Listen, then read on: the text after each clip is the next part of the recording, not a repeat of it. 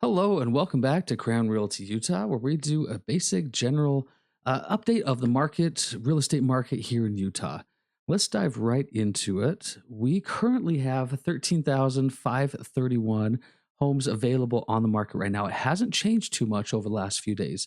The amount of homes that have been coming onto the market seems to be very similar to the amount of homes, whether they've been going under contract or whether they are just kind of being withdrawn or canceled.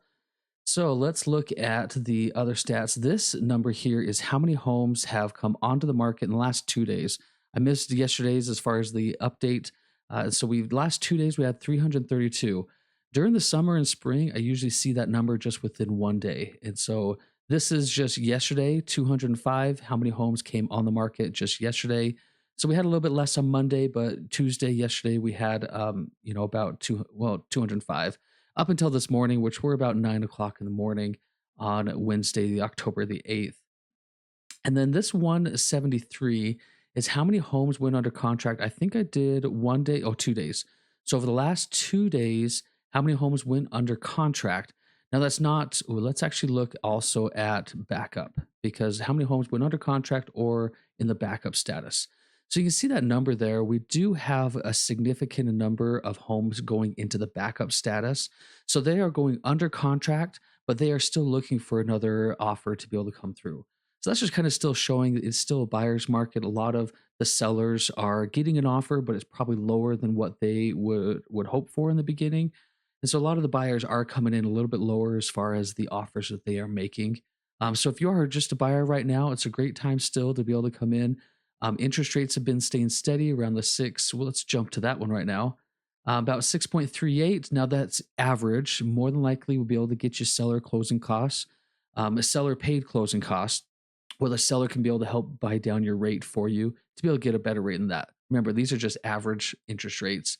And then, granted, if you are, FHA or VA, and everything changes drastically depending on your credit score and everything else that you have going on. So let's if you want to, let's chat with a lender. We can be able to get you set up and see what you do qualify for. Okay, so as far as these numbers here, let's scroll over just a little bit. This is just a snapshot from last year. We had about 11,000 homes on the market last year. Now we're at 13.5.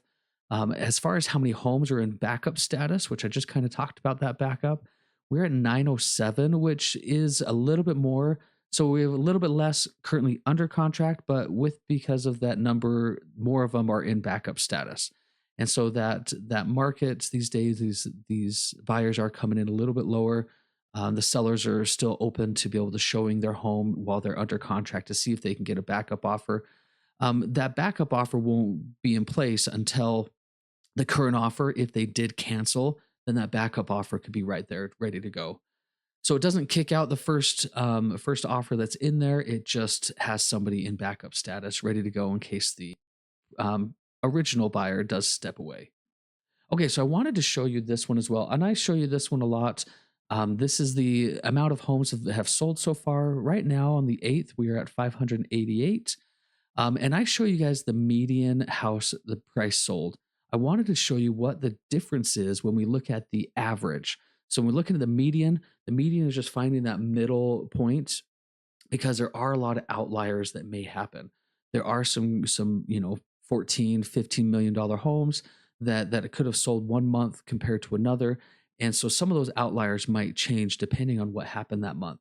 So when we look at, September, because we do have a full month in there, we're looking at 513 as far as the median price sold in Utah. And price per square foot, we can kind of see has been staying very similar in that 236 to 233 range. And really 233, 231 kind of went up a little bit during the summer, but very similar, very steady.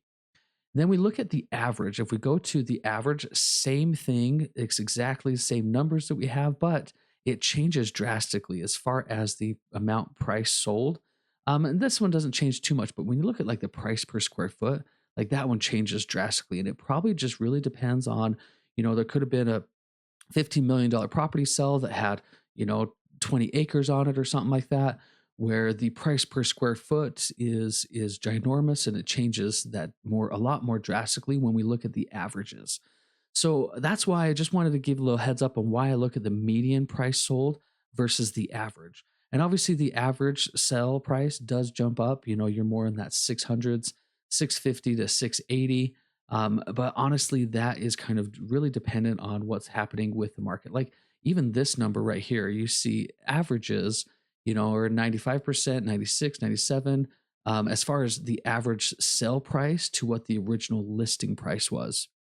And that original listing price, all of a sudden you jump to 83. Like that's a huge significant drop where a lot of these other ones are kind of staying steady. So it really just depends on, you know, this home that sold that month listed originally at 20 million. All of a sudden it drops to, you know, 13 million or something, where it still could have a huge price significance as far as the price per square foot. But the actual price that they drop to, you know, makes a huge difference there. So that's why I really like to look more at the median, really kind of what's that middle ground of what's really happening because some of those outliers do change it when we look at the averages. Anyway, just wanted to show you that and kind of why I look at that and give you a little bit of insight of what I'm looking at. I won't do that every time. It's more just a general, you know, here's where our market's at. Here's kind of what's going on. Here's some trends. If you are sticking with me and kind of watching this day by day, hopefully these are short enough where it's not that big of a deal for you to be able to just kind of pop in and be able to watch these, but hopefully it is helpful for you. Have a great day. Let me know if you have any questions. Feel free to reach out to me at any time. Enjoy your day.